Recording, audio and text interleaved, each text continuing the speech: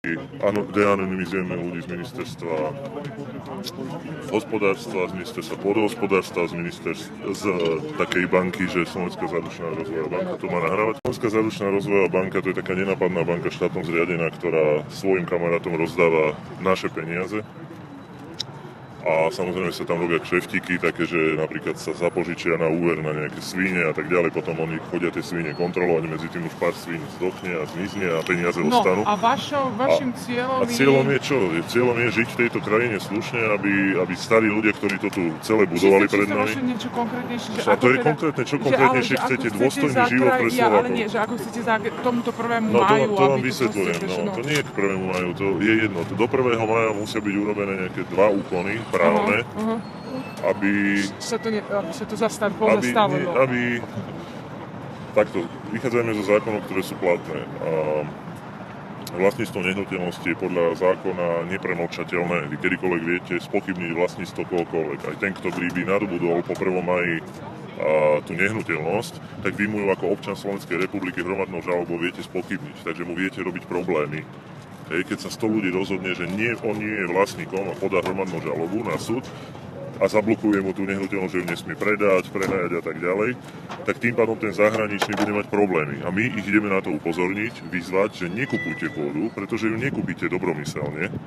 Jak sa hovorí, že v dobrej viere som to kúpil, že nebudem nič. My ho upozorníme, že pravdepodobne bola porušená ústava pri prístupových rokovaniach a upozorníme vás na to, že občania Slovenskej republiky vám budú robiť zle týmito súdnymi konaniami a viete zablokovať predbežnými opatreniami to, aby ju vedel predať ďalej. Takže to sú prvé nástroje veľmi reálne, ktoré sa dajú použiť. A potom sú ďalšie, my musíme deanonymizovať a potrestať tých, ktorí za to môžu.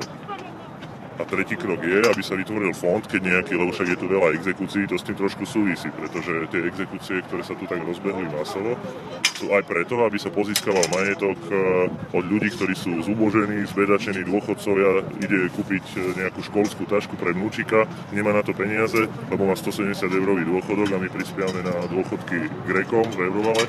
No tak čo urobí? No tak si požičia z nebankovky a nemá také právne vedomie, aby si prečítal všetko, čo tam je. No tak potom mu zoberú ten starý dom, čo má niekde v Hornej Dolnej, aj s pôdou. Prvý krok. Druhý krok, prečo pôda? Pôda, pretože vodné zdroje. Vy keď vlastníte pôdu, tak máte väčšiu šancu sa domôcť aj ťažobných práv v vode. Keď pôjdete na changenet.sk, je tam hromadná pripomienka k zákone o vode a ja som tam zverejnil od 2005 roku celú komunikáciu s politikmi, či to bola ešte Martináková Slobodné fórum, či to bolo Sulík, všetko tam nájdete. Takže changenet.sk a tam si dáte hromadná pripomienka k zákonu o vode a dáte si tam tá diskusia, keď je. A celá diskusia, to tam všetko máte. Veolia v tom má prsty a Nestlé a majú v tom to sú takéto na dlhé debaty toto. My sme mohli rozoberať do nemláda. No máte aspoň takú právnu, akože ľudí, ktorí majú odvahu. Viete, kto sa bojí, nech nechodí do lesa. Ja predtým, než sa mi niečo stane, alebo nestane, alebo buď si pripustíte, že sa vám niečo stane, alebo nie. Ja už si nebudem brať servítku pred nejakým oblekovým, ktorý nemá úctu k mojim predkom, nemá úctu k mojim starým rodičom, prarodičom. My sme neochránili našich starých ľudí. A tí právnici vaši tu majú odvahu? Právnici sú, jak to nazvať? Najskôr sa to snažíte riešiť slušne. Pokiaľ to slušne nejde, tak musíte dať druhej strane najavo, že budete dovtedy robiť projekty, že aktivisti veľakrát boli keby šikanovaní zo strany moci. No ale dobre, teraz už sa to tak pospájalo, že dobre, tak z jednej strany ty šikanuješ mňa, ale musíš si uvedomiť, že na budúce niekto bude teba. Takže to je len o pospájaní tých aktivít. Jeden robí takéto, jeden robí investigatívu, druhý vie byť v uliciach, tretí vie byť pred domom toho človeka, bude tam sedieť a každý deň sedieť a bude mu nepríjemne tomu hajzlíkovi, keď mu tam furt niekto bude vysedávať. No tak dobre.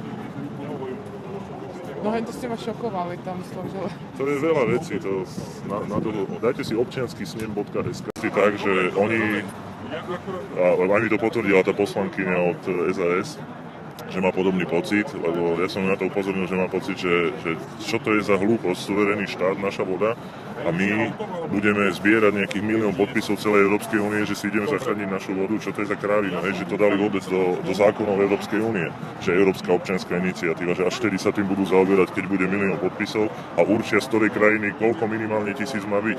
Tak raz je to moja voda, je to majetok tohto štátu, Tak čo nám do toho Európska únia kecať? Až sa vás môžem opýtať, lebo neviem, a jak sú na tom teda iné štáty? S vodou. Portugalsko muselo predať vodu, teraz majú 400% vyššie ceny. Ďalšie štáty sú na ceste, Španielsko zrejme pôjde najbližšie a tak ďalej. Všetko si nájdete na internete, milión informácií k tomu. Začalo to Amerikou, Nestlé úplne ovládlo tak firma sa volá niečo Polish, niečo, aby to nevyzeralo, že to je americké a tak ďalej. Veolia, všimajte si aktivity Veolia. Veolia má k tomu aj knižky už rozpracované, celosvetová situácia. A Coca-Cola by nekupovala v Lúčkach v živote ten pozemok, kde robí tú vodu, však Bonaqua, to je vlastne slovenská voda. Nekupovala by, keby vedela, že